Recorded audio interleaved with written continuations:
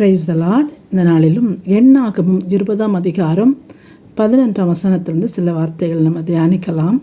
மோசே ஆரோனை குறித்து, மோசே ஆரோனுடைய மரணத்தை குறித்தும், மோசேயும் ஆரோனும் ஏன் இப்படிப்பட்ட மரணத்தை சந்தித்தார்கள், கானான் தேசத்துக்கு போக முடியாத காரணம் என்ன என்பதை குறித்தும் நம்ம பார்க்கலாம். இந்த மோசேயுடைய காரியத்தை குறித்து பார்த்தா நம்ம எல்லாரும் அறிஞ்சுதான், இஸ்ரேல் ஜனங்களை எவ்வளோ பாடுகள் மத்தியிலே தேவனுடைய அற்புதத்தினாலும் அவருடைய ஓங்கிய புயத்தினாலும் ஜனங்களை வழிநடத்தி வந்தார். மிகுந்த ஒரு கஷ்டத்தின் மத்தியில், வேதனையின் மத்தியில், ஜனங்களுடைய முறுமுறுப்பின் மத்தியிலே, ஜனங்கள் படுத்துகிற வேதனையின் மத்தியிலே அவர் மிகவும் துவண்டு அவர் இந்த ஜனங்களை நடத்தி கொண்டு வருகிறார். ஒரு விஷயம் பார்த்திங்கன்னா, ஜனங்களுக்கு தாகம் வந்தது. மோசே இடத்துல மறுபடியுமாய் அவர்கள் முறுமுறுக்கிறார்கள். அதைத்தான் நம்ம எண்ணாகும் 20ஆம் அதிகாரத்தில் பார்க்குறோம். 20ஆம் அதிகாரம் 4ஆம் வசனம் 3 முதல் நம்ம வாசிக்கும் போது மோசே இடத்துல அவங்க வாக்குவாதம் பண்ணுகிறாங்க. நாங்களும் எங்கள் மிருக ஜீவன்களும் சாகும்படிக்கு வனாந்திரத்தில் கொண்டு வந்தாயோ, விதைப்பும் அத்திமரமும் திராட்சை செடியும் மாதுளம் பழமும் குடிக்க தண்ணீரும் இல்லாத இந்த கெட்ட நிலத்தில் எங்களை கொண்டு வந்துட்ட, நாங்கள் மரணாந்திரத்தில் சாகிறோம், எங்களுக்கு குடிக்க தண்ணி இல்லை என்று சொல்லி புலம்புகிறாங்க. பாருங்கள், எவ்வளோதான் நம்முடைய வாழ்க்கையில் தேவன் அற்புதங்கள் செய்தாலும், எவ்வளவு அதிசயங்கள் நம்முடைய வாழ்க்கையில் அவர் செய்தாலும், ஜனங்கள் புலம்புகிற முறுமுறுக்கிற அந்த காரியங்கள் தான் வேதத்தில் அதிகமாய் வாசிக்கிறோம். தேவன் அதை விரும்புவதில்லை. அவர் விரும்புவது என்ன என்று சொன்னால் அவரை துதிப்பது. எல்லா நிலைமையிலும் நாம் அவரை துதித்து கொண்டே இருந்தால், வாழ்விலும் தாழ்விலும் உயர்விலும் சகலவற்றிலும், இன்பத்திலும் துன்பத்திலும் பாடுகளிலும் உபத்திரத்திலும் இல்லாமையிலும் வேதனையிலும் துக்கத்திலும் இப்படிப்பட்ட சத்துரு கொண்டு வருகிற காரியங்கள் நம்முடைய வாழ்க்கையில் வந்தால் நம்ம துதிக்கிறவர்களாய் காணப்படணும். அதுதான் ஒரு வெற்றியினுடைய முதற்படி. பாருங்கள், நம்ம சோர்ந்து வேதனைகள் வந்த உடனே என்ன பண்ணுறோம், முறுமுறுக்க ஆரம்பிச்சிடறோம். இது அப்படி இது அப்படின்னு தன் வாயினாலே பேசி பேசி தேவனையும் நம்ம முறுமுறுத்து கொண்டிருக்கிறோம். ஆனால் ஆண்டவருக்கு அது பிடிக்காத ஒரு காரியம். எல்லா நிலைமையிலும் நாம் அவரை துதிக்கும் போது பார்த்திங்கன்னா அதனுடைய வாழ்க்கையுடைய வெற்றியே வித்தியாசமாக இருக்கும். நம்ம அப்படியாய் துதிக்க பழகி கொள்ள வேண்டும். அதை இஸ்ரேல் ஜனங்கள் பாருங்கள், முறுமுறுப்புறாங்க.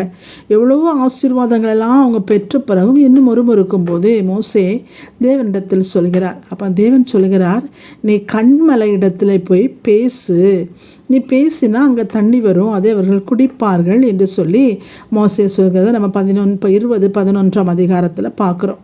பேசுன்னு சொல்லிட்டு அவர் சொல்கிறார். அப்போ பார்த்திங்கன்னா, கண்மலை இடத்துல நீ பேசு அப்படின்று சொல்லி தேவன் 20ஆம் அதிகாரம் 8ஆம் வசனத்தில் சொல்கிறார். மோசே பாருங்கள், அந்த ஜனங்களுடைய வேதனையினாலே, ஜனங்கள் படுத்துகிற அந்த உபத்திரத்தினாலே அவருக்கு தாங்க முடியாதவராக என்ன பண்ணிட்டாருன்னா, அந்த கோலை எடுத்து அந்த கண்மலை 2 முறை அடித்து விடுவார். ஒருவேளை அந்த கோல் ஆரோனுடைய கோலாக இருக்கலாம். ஆனால் ஏற்கனவே ஒரு தடவை யாத்திரையாகும் 17ஆம் அதிகாரத்தில் நம்ம வாசிக்கிறோம், ஆண்டவர் கண்மலையை அடித்து அங்கே தண்ணீர் கொடுக்கிறார். அதையும் மறந்து இந்த ஜனங்கள் இப்படி புலம்பும் போது முறுமுறுக்கும் போது மோசே தன்னால் பொறுக்க முடியாத அளவுக்கு வேதனை இருந்தபடியினாலே அந்த கண்மலை போய் 2 முறை அடித்து விடுகிறார். அதுதான் காரணம், வேறு ஒரு காரணமும் வேதத்தில் சொல்லப்படவில்லை. மோசே ஆரோன் கானானுக்குள் பிரவேசிக்க கூடாதபடிக்கு இருந்த காரணம் இந்த ஒரே ஒரு காரணம்தான். ஆனால் இந்த காரணத்தினால ஏன் அவர்கள் இப்படிப்பட்ட கானானை, இவ்வளோ வேதனையில் ஜனங்கள் நடத்தி வந்த அந்த கானானை அவங்க பார்க்க முடியாமல் பிரவேசிக்க முடியாமல் போனது என்று சொன்னால் அதனுடைய ரகசியம் என்ன என்று நாம் பார்க்கணும். முதலாவது பார்த்திங்கன்னா, கண்மலை என்பது நம்முடைய கர்த்தராகிய இயேசு கிறிஸ்துவை குறிக்கிறது என்று சொல்லி 1 கொரிந்தியர் 10ஆம் அதிகாரம் 4ஆம் வசனத்தில் பார்க்கிறோம். அந்த கண்மலை கிறிஸ்துவே என்று சொல்லி பவுலடிகள் சொல்கிறார். ஆனால் அந்த கர்த்தராகிய இயேசு கிறிஸ்து அடிக்கப்படுகிற அந்த காரியத்தை குறித்து நம்ம பார்த்தோம்னா, உலக தோற்றத்துக்கு முன்பாகவே பிதாவாகிய தேவனுடைய தீர்மானத்தின்படி அவர் ஒரு விசை இந்த பூமியிலே மனிதனுடைய பாவங்களுக்காக அடிக்கப்பட வேண்டும், வாரினாலே அடிக்கப்பட வேண்டும், சிலுவையில் அடிக்கப்பட வேண்டும் என்பது பிதாவுடைய திட்டம், தீர்மானம். இந்த தீர்மானம் உலக தோற்றத்துக்கு முன்பாகவே இந்த தீர்மானம் பரலோகத்திலே தீர்மானித்திருந்த காரியம், ஒரு முறை கிறிஸ்து அடிக்கப்பட வேண்டும். என்பதுதான் அந்த தீர்மானம். அதுதான் அவர் அந்த எதுக்கு எடுத்துக்காட்டாகத்தான் அந்த யாத்திராகம் 17ஆம் அதிகாரத்தில் சொல்கிறாரு, கண்மலையை அடி என்று சொல்லி. ஆனால் மறுமுறை சொல்லும்போது நீங்கள் யாத்திரையாகமம் 20:11 வாசித்து பார்த்தீங்கன்னா அவர் சொல்வார், நீ கண்மலையிடம் 20:8 வாசிக்கும் போது நீ கண்மலையுடன் பேசு என்று சொல்வார். ஆனால் மோசே என்ன பண்ணுவார், அடித்து விடுவார். அப்போ அது என்ன ஆகுது அப்படின்னா, அந்த பனாதி தீர்மானம், பிதாவுடைய அந்த தீர்மானம், திருத்துவத்தின் தீர்மானம் இருக்கிறையா, கர்த்தராகிய இயேசு கிறிஸ்து மனிதனுக்காக, மனிதனுடைய பாவங்களுக்காக, அக்கிரமுக்காக இந்த பூமிக்கு வந்து ஒரு விசை அவர் அடிக்கப்பட வேண்டும் என்கிற அந்த தீர்மானம் அந்த மோசையினாலே அது மாறி போகிறது பாருங்கள். அந்த மோசையினாலே கண்மலையை 2 தடவை அவர் அடித்தபடினாலே, அப்போ கணக்கு பார்த்தா முதல்ல 1 தடவை, இப்போ 2 தடவை, 3 தடவை அடிச்சிருக்கார் பாருங்க. அப்போ அடிக்கப்படும் போது பிதாவுடைய தீர்மானம் அங்கே மாற்றப்படுகிறது. பிதாவுடைய தீர்மானத்துக்குரிய அந்த காரியங்கள் அங்கு மாறுகிறது. அதனால் அது ஒரு பெரிய ஒரு தவறாய் வேதம் அதை நமக்கு எடுத்து சொல்லுகிறது. பார்த்திங்கன்னா அவங்க என்ன சொல்கிறாருன்னா 20:12 நீங்கள் கானானுக்குள் போவதில்லை. நீங்கள் என்று சொன்னால் ஆரோனையும் மோசையும் பார்த்து சொல்கிறாரு, நீங்கள் கானானுக்கு போவதில்லை. இவ்வளோ பெரிய வேதனையான ஒரு காரியம் பாருங்கள். இந்த உலகத்தில் உள்ள நம் குடும்பங்களில் பார்த்திங்கன்னா நம் பிள்ளையுடைய திருமண காரியங்கள், பிள்ளையுடைய படிப்பு, வேலை எல்லாவற்றையும் ஒரு தகப்பன் செய்துவிட்டு அந்த பிள்ளையுடைய வாழ்க்கையின் முடிவை, அந்த பிள்ளைகள் தன்னை சந்தோஷமாக நடத்தவில்லை, அந்த பிள்ளைகளுடைய வாழ்க்கை எப்படி இருக்குது என்பதை காண முடியாதபடிக்கு அவனுடைய வாழ்க்கை போனால் தகப்பனுடைய வேதனை எவ்வளவா இருக்கும். அப்படி தான் கானானுக்குள் பிரவேசிக்க முடியாது என்று சொல்லி தேவன் மோசேயும் ஆரோனை பார்த்து சொல்லிவிடுகிறார்.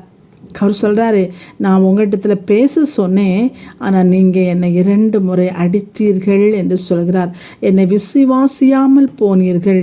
பேச சொன்ன வார்த்தையை நீங்கள் விசுவாசிக்கவில்லை, கீழ்ப்படியவில்லை. பிதாவுடைய தீர்மானம் அங்கே மாறிப்போகிறது என்பதை நம்ம அறிந்து கொள்ள வேண்டும். அப்போ பார்த்தீங்கன்னா இந்த விஷயத்தை நீங்கள் நல்லா அறிந்து கொள்ள வேண்டும். எப்படின்னா, தேவனாகிய கர்த்தராகிய இயேசு கிறிஸ்து இந்த உலகத்திற்கு வந்து ஒரு முறை மனுஷனுக்காக அடிக்கப்பட வேண்டும். அவர் இந்த உலகத்திற்கு வந்தார், ஒரு முறை அடிக்கப்பட்டார். நம்முடைய பாவங்களுக்காக, அக்கிரமங்களுக்காக அடிக்கப்பட்டு அவர் மரித்து அவர் இன்று பரலோகத்திலே பிதாவுடைய வலது பாரிசத்திலே அமர்ந்திருக்கிறார். ஆனால் இப்போது நாம் செய்ய வேண்டியது என்ன என்று சொன்னால், தேவ பிள்ளைகள் அவரை பார்த்து அவரிடத்திலே பேச வேண்டும். அதுதான் நம்ம செய்யணும் பாருங்கள். ஆனால் இப்போவும் என்ன பண்ணுறோம், மோசே 2 முறை அடித்தது போலவே விசுவாச பிள்ளைகளாகிய நாம் ஒவ்வொரு முறையும் அவரை கோலினாலே அடிக்கிறோம், வாரினாலே அடிக்கிறோம், அவரை வேதனைப்படுத்துகிறோம், துன்பப்படுத்துகிறோம். சத்துருக்களுக்கு முன்பாக, புற மனிதர்களுக்கு முன்பாக தேவனுடைய நாமம் தூஷிக்கப்படும்படியாய், தேவனை அடிக்கும்படியாய், தேவனை அலட்சியம் பண்ணும்படியாய், தேவனுடைய காரியங்களை பரிகாசம் பண்ணும்படியாய், ஊழியர்களுக்கு விரோதமாய் ஊழியர்கள், விசுவாசிகளுக்கு விரோதமாய் விசுவாசிகள், கிறிஸ்தவத்தில் ஒவ்வொரு டிவிஷனுக்கு விரோதமாய் டிவிஷன்கள், இப்படியாய் தேவனை அடிக்கிற ஒரு உலகம்தான் இந்த நாட்களில் வந்து கொண்டிருக்கிறது, நடக்கிறது. மோசே 2 முறை மீண்டும் அடித்தபடினாலே கானானுக்குள் பிரவேசிக்க முடியவில்லை. ஆரோனும் மோசேயும் மலையிலே மரித்தார்கள். மலை உச்சியில் போய் 2 பேர் மரிக்கிறத நம்ம வேதத்தில் பார்க்குறோம் பாருங்கள். அவர் ஆரோன் மரிக்கும்போது ரொம்ப அழகாக அந்த காரியத்தை அவர் சொல்வார். நீ ஆரோனை கூட்டிக் கொண்டு மலைக்கு கடந்து போ, அங்கே அவன் மரிக்க வேண்டும் என்று சொல்கிறதை நம்ம வாசிக்கிறோம். அங்கே அவன் மரிக்க வேண்டும் என்று சொல்லி அவர் சொல்கிறதை நம்ம வாசிக்கிறோம் பாருங்கள். அப்படியாய் ஆரோன் அங்கே மரித்தான் என்று சொல்லி நம்ம வாசிக்கிறோம் பாருங்கள். இப்படிப்பட்ட ஒரு சூழல் இருக்கிறது. இந்த உலகத்தில் ஒரு முறை தான் கர்த்தராகிய இயேசு கிறிஸ்து அடிக்கப்பட வேண்டுமானால் ஒவ்வொரு நாளும் கிறிஸ்தவர் உலகம், கிறிஸ்தவ சமுதாயம், கிறிஸ்தவ விசுவாசிகள் என்று சொல்லப்படுகிறவர்கள், ஊழியர்கள் என்று சொல்லப்படுகிறவர்கள் அவரை அடிக்கிறதே வேலையாய் கொண்டிருக்கிறார்கள். தேவ பிள்ளைகளாகிய நாம் என்ன செய்யணும்னா, அவர் கண்மலையை பார்த்து பேசு என்று சொன்ன வார்த்தையை தம் இருதயத்தில் பதிக்க வேண்டும். நம்மளுடைய வாழ்க்கையிலும் கிறிஸ்துவ வாழ்க்கையிலும் துன்பங்கள் வந்தா, வேதனை வந்தா உடனே கிறிஸ்துவை பரிகாசம் பண்ணுகிறார்கள். ஆண்டவர் எங்கே இருக்காரு? ஆண்டவர் எங்கே இருக்காரு? ஆண்டவர் கண் இருக்கா? அவர் ஏன் இப்படி பண்ணுறாரு? அவர் பாரபட்சம் பார்க்குறாரா? அவனுக்கு அப்படி செய்கிறாரு, எனக்கு இப்படி செய்கிறாரு. உடனே ஆவியானவரை பேசுறது, ஆவியானவரை தண்டிக்கிறது, ஆவியானவரை பரிகாசம் பண்ணுவது, இப்படிப்பட்ட காரியங்களை தான் உலகம் செஞ்சு கொண்டிருக்கிறது பாருங்க. ஆனால் தேவன் என்ன சொல்கிறார்? நீ மறுவிசை நீ கண்மலையை பார்த்து பேசு. நம்முடைய வாழ்க்கையில் என்ன வந்தாலும், துன்பமா, துயரமா, வேதனையா, சந்தோஷமா, மகிழ்ச்சியா, துக்கமா, என்ன வந்தாலும் நாம் கண்மலையாகிய கிறிஸ்துவை பார்த்து பேசுகிறவர்களாய் காணப்பட வேண்டும். ஒரு விசை அவர் அடிக்கப்பட்டிருக்கிறார், மறுவிசை நாம் பேச வேண்டும். கர்த்தராகிய இயேசு கிறிஸ்து பாருங்க, பவுலடிகள் சொல்கிறார், அவர் உங்களுக்குள்ளே வாசம் பண்ணுகிறார், நமக்குள்ளே வாசம் பண்ணுகிறார். பிதாவுடைய வலது பாரிசத்தில் அவர் இருக்கிறார், நமக்காக பரிந்து பேசி கொண்டிருக்கிறார். அந்த நாட்களை நம்ம அறியும் போது அப்படிப்பட்ட தேவனிடத்தில் நாம் பேசுகிறவர்களாய் காணப்பட வேண்டும். கஷ்டத்தின் மத்தியில் அப்பாவை அடிக்காதபடி, மறுபடி நாளை ஆண்டவரே என்று சொல்லி அவரை குறை சொல்லி கொண்டு அடிக்காதபடி அவரிடத்தில் நாம் பேசுகிறவர்களாய் காணப்பட வேண்டும். என்னுடைய சூழ்நிலை என்ன, என்னுடைய வேதனை என்ன என்பதை அவரிடத்தில் பேசணும். பாருங்கள், பேசும்போது அந்த கண்மலையாகிய கிறிஸ்து அவருடைய கண்மலையை பிளந்து தண்ணீரை கொடுத்த தேவன் நம்முடைய வாழ்க்கையிலும் அந்த ஜீவ தண்ணீரையும், அந்த சமாதானத்தின் தண்ணீர், அந்த சந்தோஷத்தின் தண்ணீர், அந்த மகிழ்ச்சியின் தண்ணீரை தேவன் நம்முடைய வாழ்க்கையில் அதிகமாய் தந்து குறைகளை நிறைவாக்கி நம்மளை நடத்தி சொல்வார். தேவ பிள்ளைகளாகிய நாம் புரிந்து கொள்ள வேண்டும் என்று சொன்னால் நாம் பேசுகிறவர்களாய் காணப்பட வேண்டும். மோசையைப் போல மறுபடியும் அடித்து விடாதபடிக்கு, அப்படிப்பட்ட காரியங்களை செய்து கிறிஸ்துவின் காரியங்களிலே நாம் தவறை செய்யாதபடிக்கு, கானானுக்குள் பிரவேசிக்க முடியாதபடிக்கு நாம் இராதபடி நாம் தேவனிடத்திலே இனிவரும் நாட்களாயிலும் நாம் பேசணும். என்ன வேணாலும் நம்ம பேசணும். பா, எனக்கு இந்த காரியம் நடக்கணும், இந்த காரியம் நான் செய்யணும், இது எனக்கு உதவி செய்யுங்க. நான் பலவீனமாக இருக்கிற நாட்களில் ஒரு விஷயம் எப்படி தான் சில காரியங்களில் எனக்கு தூக்கம் வராமல் இருந்தது. அப்போ நான் ஆண்டோட சொன்னேன், ஆண்டவர் இந்த காரியம் என்னுடைய உள்ளத்தில் இனிமேல் வரக்கூடாது, அது என்னால் முடியாதப்பா, என்னால் அதை மாற்ற முடியாது, எனக்கு அதுக்கு பலன் இல்லை, நீங்கள் அதை மாற்றித்தாங்க.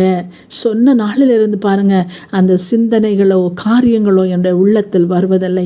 ஆவியானவர் அதை மாற்றி போட்டார் பாருங்கள். அப்போ நம்ம உட்கார்ந்து இருந்துட்டு எப்போ பார் இந்த சிந்தனையே வருது, இந்த ஆண்டோட்ட நம்ம எவ்வளோ ஜோம் பண்ணிட்டோம், அவர் கேட்கவே மாட்டேங்கிறார் அப்படி நம்ம சொன்னால் அவர் அடிப்பதற்கு சமானம். ஆனால் அப்படி அல்ல. அவரிடத்தில் தன்னுடைய இயலாமையை, அவரிடத்தில் தன்னுடைய காரியத்தை நாம் பேசும்போது, மனம் திறந்து, அவர் நம் தகப்பன் அல்லவா, அவரிடத்தில் நம்ம பேசும்போது நம்மளுடைய சூழ்நிலைகளை அறிந்து நமக்கு உதவி செய்கிற தேவனாகிய கர்த்தர். நாளிலே மோசேயும் ஆரோனும் ஏன் கானானுக்குள் பிரவேசிக்கவில்லை? அவரை மறுபடியும் அடித்தபடியினாலே. நம்முடைய வாழ்க்கையிலும் அடிக்கிறவர்களாயிராதபடிக்கு அவர் சொன்னது போல நீ கண்மலையிட பேசு என்று சொன்னார். நாம் பேசுகிறவர்களாய் தன்னுடைய வாழ்க்கையில் சகலவற்றையும் அவருடைய வார்த்தையினாலே, அவரிடத்தில் பேசுகிறதுனாலே ஜெயம் பெற்றவர்களாய் காணப்பட வேண்டும். பாருங்க, மோசையுடைய அந்த மரணம் மலையிலே கொண்டு போய், மலையிலே அவர் மரித்தார். தூதர்கள் அவருடைய சரீரத்தை எடுத்துக்கொண்டு போனார்கள். ஒருவேளை மனிதர்களுக்குள், இஸ்ரவேல் ஜனங்களுக்குள் மோசே மறைத்திருப்பார் என்று சொன்னால், இந்த நாளிலே அந்த இஸ்ரேல் தேசத்திலே மோசே ஒரு விக்கிரகமாக இருந்திருப்பார். அவருடைய சிலையை வைத்து இவர்தான் எங்களை வனாந்தரத்தில் நடத்தி வந்தார் என்று சொல்லி அவருக்கு சிறை வெடித்து அவருக்கு நாள் கொண்டாடி அங்கே ஒருவேளை இஸ்ரவேலில் கூட விக்கிர ஆராதனை வந்திருக்கக்கூடும். அதற்காகத்தான் நம்முடைய தேவன் பாருங்க, மோசேயுடைய சரீரத்தை மனிதருடைய கைகளிலே கொடுக்காமல் அவர் என்ன செய்கிறாரு? தூதர்கள் அதை கொண்டு போகும்படியாய் அவர் செய்கிறார். இப்படி இப்படிப்பட்ட தேவன் எல்லாவற்றையும் நன்மையாகவே செய்கிற தேவனாகிய கர்த்தர். அப்போ இந்த நாளில் நம்ம கற்றுக்கொள்ள வேண்டிய காரியம் என்ன? நமக்காக கிறிஸ்து அடிக்கப்பட்டு விட்டார். நமக்காக கிறிஸ்து வாரினால் அடிக்கப்பட்டார், சிலுவையில் அடிக்கப்பட்டார், காரி துப்பப்பட்டார், உமிழப்பட்டார். இனி மறுமுறை நாம் அடிக்கக்கூடாது. நம்முடைய வாயின் வார்த்தைகளினாலே, நம்முடைய பேச்சினாலே, நம்முடைய நிந்தனையான வாழ்க்கையினாலே அவரை அடிக்காதபடி அவரை பார்த்து எல்லா நிலைமையிலும், பலவீனத்திலும் அவரிடத்தில் பேசவும், சந்தோஷத்திலும் எல்லா நேரங்களிலும் அவரிடத்தில் பேசுகிறவர்களாக காணப்பட்டால் நிச்சயமாய் கர்த்தராகிய இயேசுக்கு தேவனுடைய கர்த்தராகிய இயேசு கிறிஸ்துவினுடைய பிள்ளைகளாய் அவருக்கு பிரியமான வாழ்க்கை வாழ்ந்து நம்முடைய வாழ்க்கையில் சகல ஆசீர்வாதங்களையும் நம்ம பெற்றுக்கொள்வோம். கர்த்தர் உங்களை ஆசீர்வதிப்பாராக. ஆமேன்.